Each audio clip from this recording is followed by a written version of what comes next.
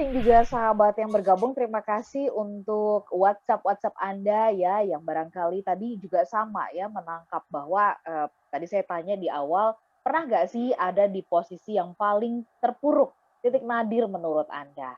Dan apa yang Anda lakukan pada saat itu ya, untuk bisa bangkit, untuk bisa move on. Dan sebelum kita bahas itu, WhatsApp dari Anda satu persatu yang sudah masuk, kita lanjut lagi ngobrol bersama dengan Pak Arfan, karena ini penting banget ya. Kita seringkali kan ketika situasi terjadi lalu lantas kita mulai menyusun pemikiran-pemikiran cerdas kita gitu ya untuk denial dengan situasi itu gitu ya. Dan ini kita juga dapat pembelajarannya dari Pak Arfan. Lalu setelah dinyatakan positif COVID itu kapan sih Pak Arfan ya? Kan Pak Arfan pulang dari Gresik istirahat gitu ya. Itu kalau tidak salah masih mengambil waktu untuk beristirahatnya di rumah gitu ya, sampai Ya, kemudian memutuskan ya akhirnya dirawat di rumah sakit itu. Secara singkat mungkin Pak Arfan bisa kasih fasenya seperti apa? Apakah ketika flu-flu itu ketika merasa nggak enak badan masih tetap merasa bahwa enggak kok ini bukan COVID gitu? Apakah seperti itu Pak Arfan? betul. Jadi saya tetap mengatakan bahwa oh, ini mungkin flu biasa gitu. Kemudian Mhm. gejala-gejala yang saya alami ini persis seperti waktu saya kena sakit tipes, Mbak. Saya Mhm. 6 tahun lalu itu kena sakit tipes gitu. Itu persis seperti itu. Jadi saya tetap insist gitu, bersikeras tetap istirahat di rumah aja gitu. Ya sampai Mhm. kemudian saya periksa ke dokter ya karena udah kok ini semakin lama semakin parah gitu ya.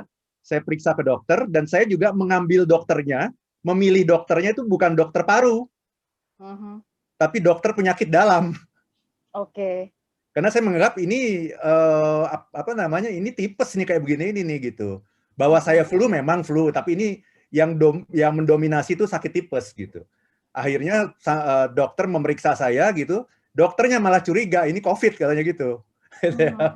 Tapi saya tetap maksa sama dokter, tapi dok, saya tetap minta diperiksa tipes. Saya tetap minta periksa darah semua gitu total gitu untuk Mhm. dilihat apa istilahnya itu tipesnya ini Iya, berapa iya. banyak gitu ya gitu. Mhm. Nah ternyata dari hasil tes itu seharian tes gitu, dari hasil Mhm. tes ternyata COVID-nya positif ya. Mhm. Nah saya ketika COVID-nya positif saya masih berharap tipesnya juga positif gitu. Oke. Supaya saya bisa bilang ini sebetulnya ini tipes sebenarnya ini COVID ini Iya. hanya flu saja gitu. Mhm. Dan saya begitu kecewa ketika Mhm. dokter mengatakan Bapak sama sekali tidak tipes kok gitu. Mhm. Mhm. Mhm. Itu saya kecewa banget Mbak Ola. Karena saya Oke. berharap saya tipes gitu. Nah, Iya, ketika saya betul. sudah dibilang COVID gitu ya, akhirnya saya tanya sama dokternya kan, dia Mhm. bilang, tapi Bapak masih bisa jalan kemana-mana, masih kuat gini, kayaknya sih ini cuman ringan lah Pak, gitu. Bapak di Mhm. rumah Mhm. sajalah 14 hari, dia bilang gitu. Mhm. Itu Mbak Ola. Jadi, setelah di rumah itu juga ternyata sampai hari ketiga semakin parah gitu. Semakin Mhm. lama semakin parah, dan kemudian saya cek istilahnya apa itu? Antigen, PCR gitu. Bukan, bukan. Yang cek yang pakai tangan itu apa tuh namanya Mbak Ola? Tes COVID ya? Bukan. Ternyata indikatornya itu cuma menunjukkan ini kalau yang oksigen di dalam darah itu Oh, artinya oke. di angka 94 minimal gitu. Mhm. Saturasi, ya betul ya. Saturasinya itu mestinya 94 ke atas gitu. Ternyata saya di bawah 90, Mbak. Mhm. Gitu ya. Jadi saturasi saya itu di bawah 90, udah ke angka 86, 85 gitu. Dan itu sangat mengkhawatirkan sebetulnya. Karena kalau turun ke bawah lagi itu bisa mengakibatkan kematian gitu, Mbak Ola. Mhm. Mhm. Sehingga malam itu ya dini hari gitu, hari Minggu dini hari, seminggu kemudian ini. Minggu dini hari ini istri saya juga udah nangis-nangis gitu ya. Uh, kita cari rumah sakit di Jakarta ini semuanya juga Full. nggak mau menerima karena full gitu. Mhm. Akhirnya saya Mhm. dibawa ke Bekasi gitu ya. Di Minggu dini hari saya dibawa ke Bekasi gitu. Mhm. Itu karena saya sudah menyerah gitu ketika saturasi saya sudah di bawah angka 90 itu saya sudah nggak bisa ngomong apapun lagi gitu. Karena ini kalau tidak segera dilakukan tindakan, bisa mengakibatkan sesuatu yang fatal gitu, Mbak Ola. Iya, iya, iya, oke. Berarti bahkan ketika sudah mengalami sesuatu yang sakit aja, ini masih berharapnya enggak kok ini bukan ya gitu ya, Ya, masih itu ini biasa itu ya. karena faktor yang lain begitu. Betul, Eee, betul. te tetapi kalau sekarang, ya setelah melewati itu semua dan kemudian dirawat di rumah sakit, tentu itu, apakah seketika mengubah pandangan, pikiran Pak Arfan atau tetap itu melalui sebuah proses yang panjang juga ya, selama Ya, perawatan di rumah sakit, ditangani oleh para medis begitu Pak Arfan? iya. Jadi ini sebetulnya saya ingin bicara mengenai sebuah proses perubahan ya, Mbak Ola ya. Sebuah proses perubahan itu tahapnya ada 3, Mbak. Mhm. Yang pertama adalah yang namanya see, yang kedua do, yang ketiga get. Jadi see, do, get gitu. See itu adalah cara kita melihat, see itu adalah apa yang ada dalam pikiran kita, itu see. Do adalah apa yang kita lakukan, itu do. Get adalah apa yang kita dapatkan gitu, Mbak Ola. Jadi see, do, get. Ya. Nah, yang seringkali orang bahas itu, Mbak, ya yang seringkali dibahas oleh pemerintah itu adalah do. Mhm. Padahal proses perubahan itu mulainya bukan do, tapi see. Mhm. Jadi yang kita itu seringkali memperhatikan, ya, jadi dunia itu ada 3, Mbak. Yang pertama adalah dunia pikiran, itu namanya see. Kemudian dunia tindakan, itu namanya do. Kemudian Iya, dunia ganjaran, itu namanya get. iya, Itu see, do, iya. get. Nah, kita jarang sekali memperhatikan see-nya. Mhm, mhm. Kita jarang sekali memperhatikan apa yang ada dalam pikiran orang. Yang kita perhatikan adalah dunia. Apa yang dilakukan. Apa itu? Yang namanya dunia tindakan itu.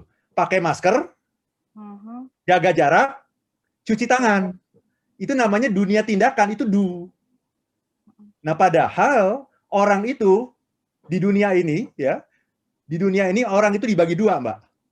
Yang Iya. pertama adalah orang yang percaya COVID, yang kedua adalah orang yang tidak percaya COVID. Dan saya menduga ini sebetulnya sama banyaknya. Mhm. Nah, ini kita jarang memperhatikan ini. Bahkan pemerintah juga saya kira luput dari perhatiannya dari hal seperti ini. Yang diperhatikan itu hanya dunia tindakan, dunia. Jadi sejauh saya pakai masker, saya menjaga jarak, saya cuci tangan, itu dianggap baik-baik saja gitu. Padahal bisa saja orang yang cuci tangan, pakai masker dan jaga jarak, sebetulnya adalah orang yang tidak percaya kepada yang namanya COVID.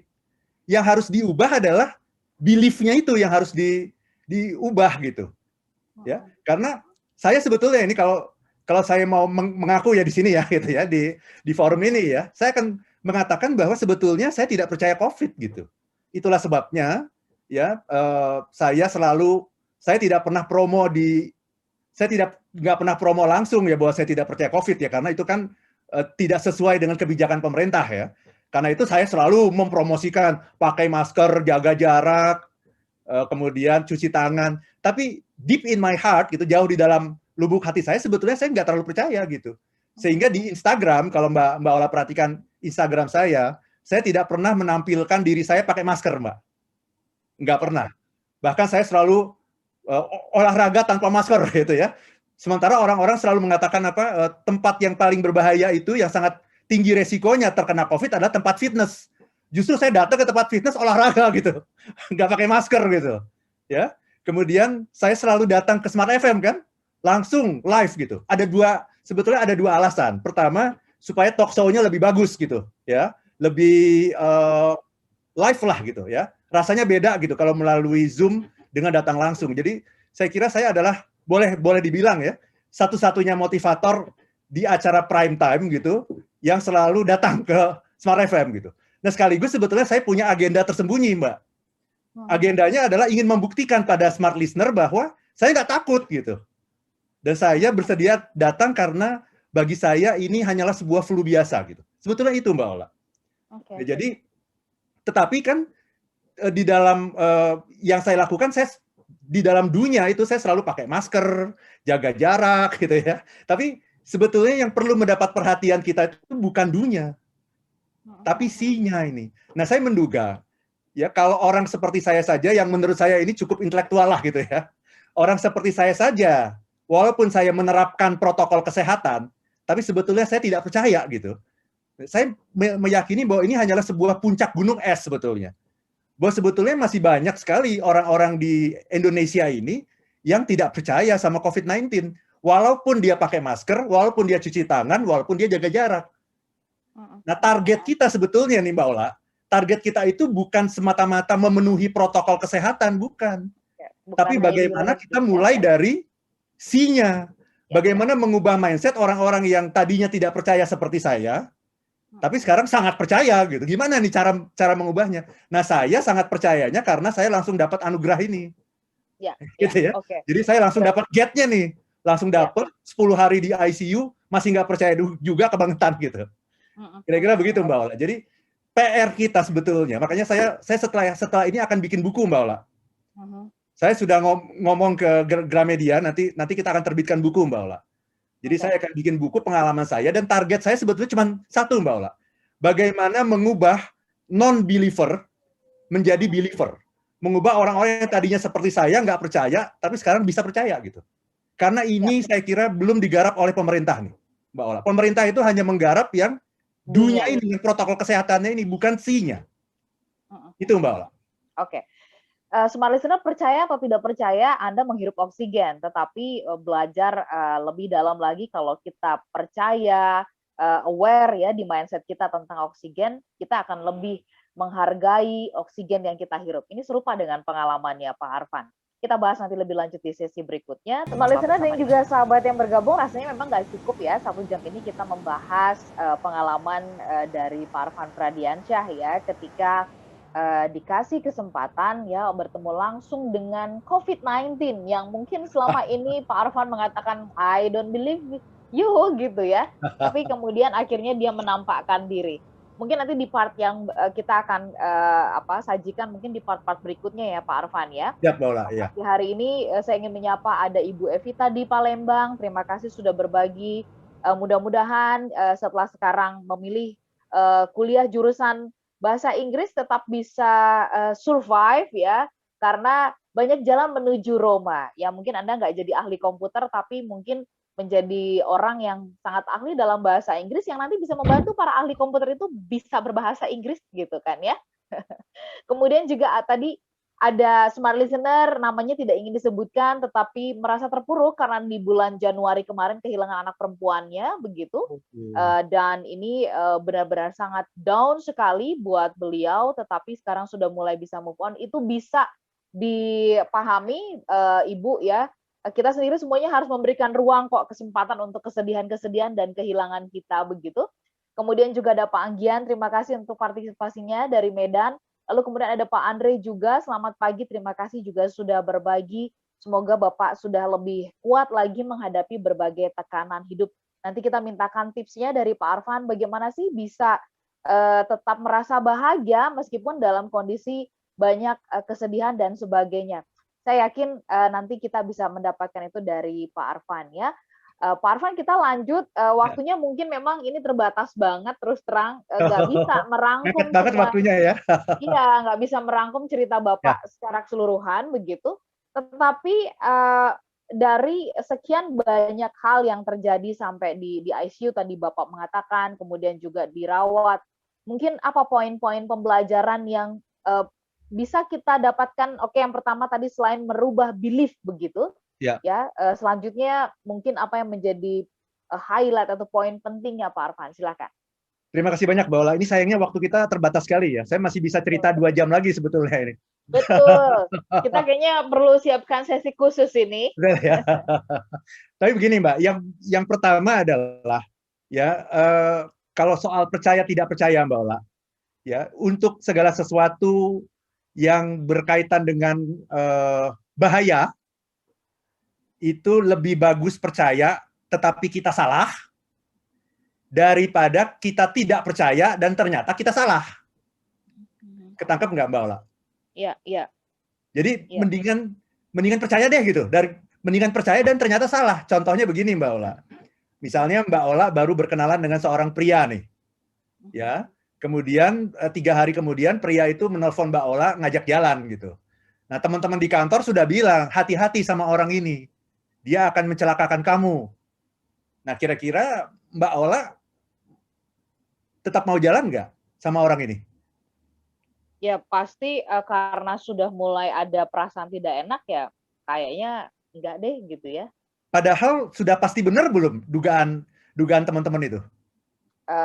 Belum tentu benar. Belum tentu kan gitu ya. Tapi Betul. dalam menghadapi sebuah bahaya atau kabar buruk, lebih bagus percaya dan ternyata Mbak Ola salah. Ternyata orang ini orang baik sekali Mbak Ola gitu. Tapi lebih bagus percaya dan ternyata salah daripada Mbak Ola nggak percaya sama teman-teman dan ternyata Mbak Ola salah. Gitu Mbak Ola. Kayak ada orang mengirimkan kue ke Mbak Ola tapi tanpa nama pengirim. Teman-teman Betul, bilang, nggak jelas. jangan dimakan gitu. Tapi kuenya kayaknya enak gitu kan. Jangan dimakan. Ini pernah ada kejadian loh lah, kayak begini lah yang terjadi begini. Makan nggak Mbak Ola?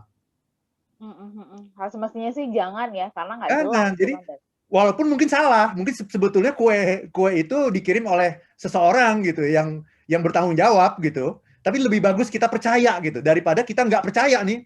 Enggak langsung makan aja kuenya. Ternyata benar gitu, ada sesuatu dalam kue itu gitu.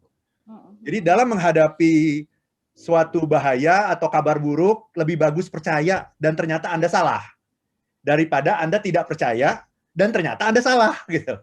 Ya, itu pembelajaran saya yang pertama Mbak Ola. Yang kedua pembelajaran saya adalah bagaimanapun kita ini manusia biasa gitu. Nah, ya jadi jangan terlalu confident. Confident boleh, gitu. Percaya diri boleh. Itu yang terjadi pada saya gitu.